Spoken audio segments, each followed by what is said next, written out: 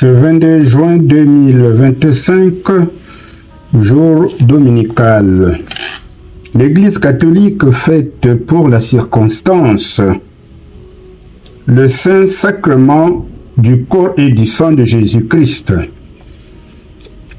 Pour cet événement, nous avions choisi de méditer le psaume 110. Le psaume 110 nous parle du Messie. Le roi est prêtre pour toujours.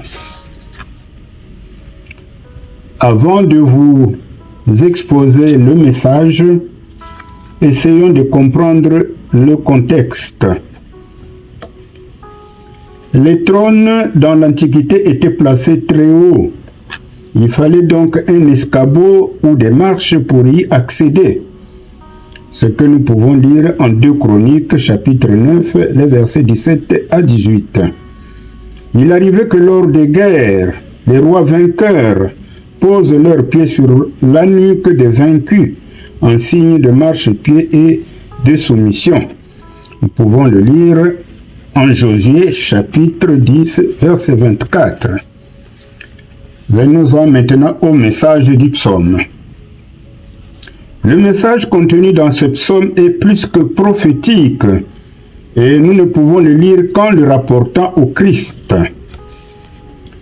Le psaume décrit en type ou en figure, si vous voulez, la victoire de Jésus-Christ, Fils de Dieu, qui s'est fait homme pour que nous partagions sa gloire éternelle.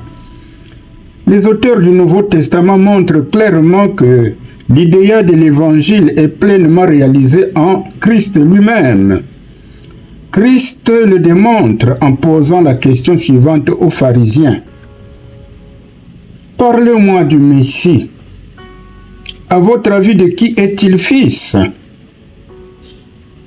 Les pharisiens lui répondirent, « De David. » Et Jésus leur dit, « Mais pourquoi David, guidé par le Saint-Esprit, lui donne le titre de Seigneur et dit, « Siège à ma droite et vois comment je vais faire de tes ennemis ton marchepied. » Alors, nous pouvons lire donc ces déclarations en Matthieu chapitre 22, versets 41 à 46. En un mot, le psaume 110 annonce en type un roi qui aura la fonction de prêtre et l'office royal.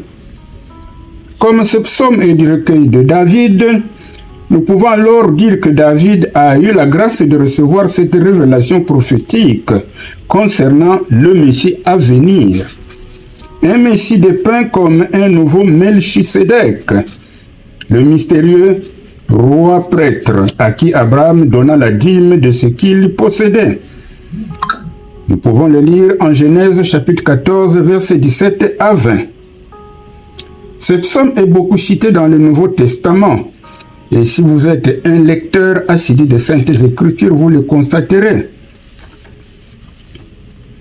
La structure du psaume se présente ainsi qu'il suit. Les versets 1 à 4. Le Seigneur des Seigneurs, son armée et son sacerdoce.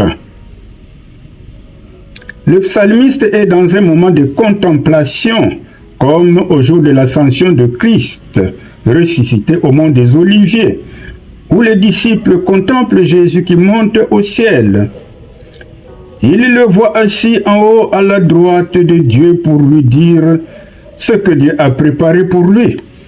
On pouvait s'imaginer ce que Dieu a préparé pour Christ. Eh bien, la verge de la puissance et de la domination de ses ennemis. Et puis un peuple qui lui est acquis. Voilà ce que Dieu a préparé pour Christ, parce qu'il venait d'accomplir une mission avec succès.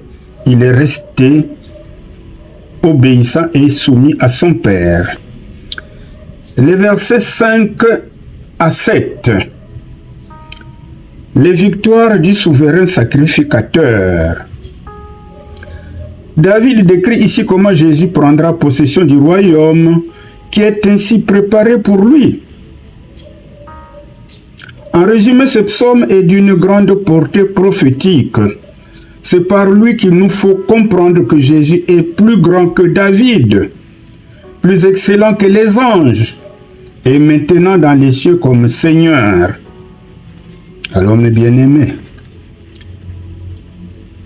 quelle application à notre vie? Une fois que nous avons compris le message de ce psaume,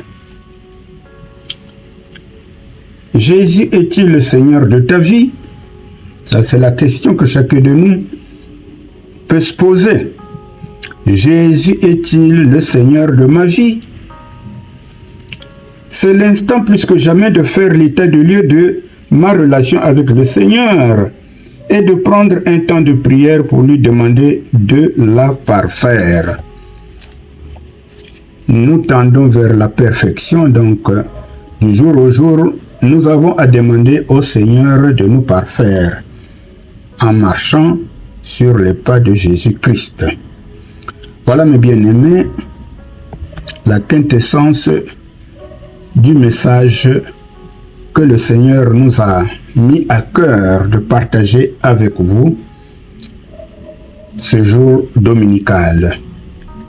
Likez et surtout abonnez-vous pour nous encourager à continuer à préparer des messages à partager avec vous pour la gloire de notre Seigneur Jésus-Christ.